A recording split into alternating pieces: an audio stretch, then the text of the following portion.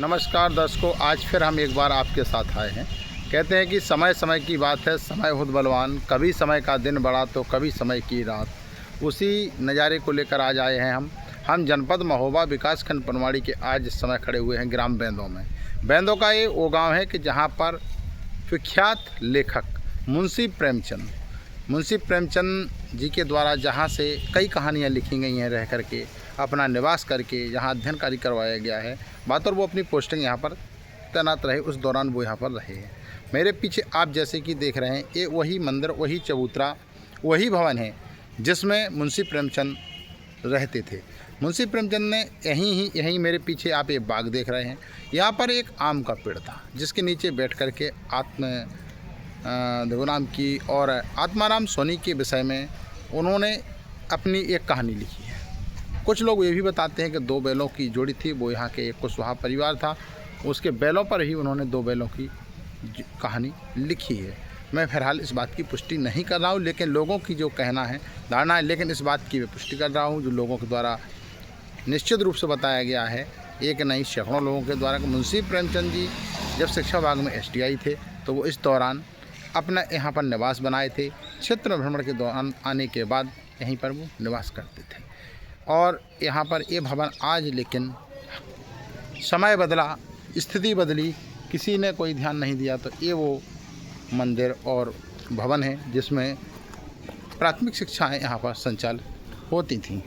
आज लेकिन देख रेख के अभाव में ना ही शासन ने, ना किसी समाज सेवियों ने, तो ये मेरे पीछे जैसा कि आप देख रहे हैं अब ये खंडर स्थिति में पहुंच गया है। यदि इसको अच्छा स्वरूप दे दिया जाए, इसका रखरखाव कर दिया, तो आज पुनः इसी भवन में चमक आ सकती है।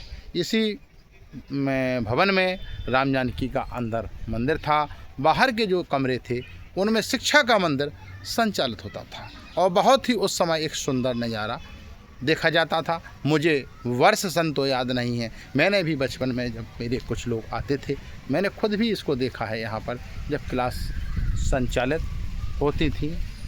ये पीछे बहुत सुंदर बाग था जो यहाँ के जमींदार दक्षिणानंद तिवारी जी का था। उनके द्वारा एक यहाँ पर लोगों की सुविधा के लिए चौपड़ा बनवाया गया था जिसमें लोग नहा करके अपनी नित्य क्रियाओं करते थे, आनंद लेते थे, मंदिर पर आकर के अपनी पूजा अर्चना करते थे स्नान के बाद। वर्तमान समय में मंदिर जहाँ पर वो रहते थे उसके चारों तरफ, दरअसल यह मंदिर तालाब के तट पर स्थित है। यहाँ बेंदों का एक बहुत बड़े भूभाग क्षेत्र में बहुत तालाब है। तालाब में पानी भरने की उत्तम व्यवस्था है। बरसात के पानी के साथ साथ यहाँ पर लहचूरा डैम से निकली नहर से भी पानी वर्ष में जब भी नहर चालू होती भरा जाता है, जिसके कारण इसका जल स्वच्छ और निर्मल रहता है, जिससे लोग इसका उपयोग करते हैं। लेकिन वर्तमान समय में ग्राम पंचायत के द्वारा, जिला पंचायत के द्वारा, अन्य कई विभागों, कार्यदायी संस्थाएं और योजनाओं से यहाँ आप देख रहे हैं चारों ओर सुंदरीकरण करा करके, यहाँ पर ये जो मेरे पीछे टीन शेड आप देख रहे हैं, इसमें जिला पंचायत के द्वारा ये टीन शेड लगवा करके सुंदर कार्य किया गया है। इसी के साथ पूर्व में यहाँ पर कुछ अवैध रूप से जो कब्जे थे उस पर पूर्व प्रधान दिनेश खेंगर के द्वारा कड़े प्रयास करने के बाद अतिक्रमण को हटवा करके सुंदरीकरण का कार्य कराया गया था। इसी के तट पर NM सेंटर का निर्माण हुआ है तथा इसी तालाब के तट पर यज्ञशाला बनी हुई है जहां धार्मिक कार्यक्रमों का आयोजन होता है। पुलिस चौकी भी इसी पर स्थित है। इसी के साथ वर्तमान में ग्राम पंचायत के द्वारा ये टाइल्सीकरण, ये अपना इंटरलॉकिंग कराया गया। इसी के साथ मंदिर के तालाब के घाटों का निर्माण करा करके और मंदिर शिवजी के ग्राम प्रधान बालकृष्ण के द्वारा निर्माण विशेष सहयोग करके कराने के बाद तालाब के चारों तरफ बहुत ही आकर्षक और बहुत ही सुंदर, दिव्य और भव्य एक पर्यटक स्थल की तरह बन गया है। वर्तमान में इस तालाब में ग्रामीणों की मदद से जो है पुरैन लगा करके कमल के फूल लगा दिए हैं, जिसके कारण से बहुत पूरा तालाब एकदम सुंदर लगता है, बहुत ही सुंदर है। ये नज़ारा देखने के योग्य है।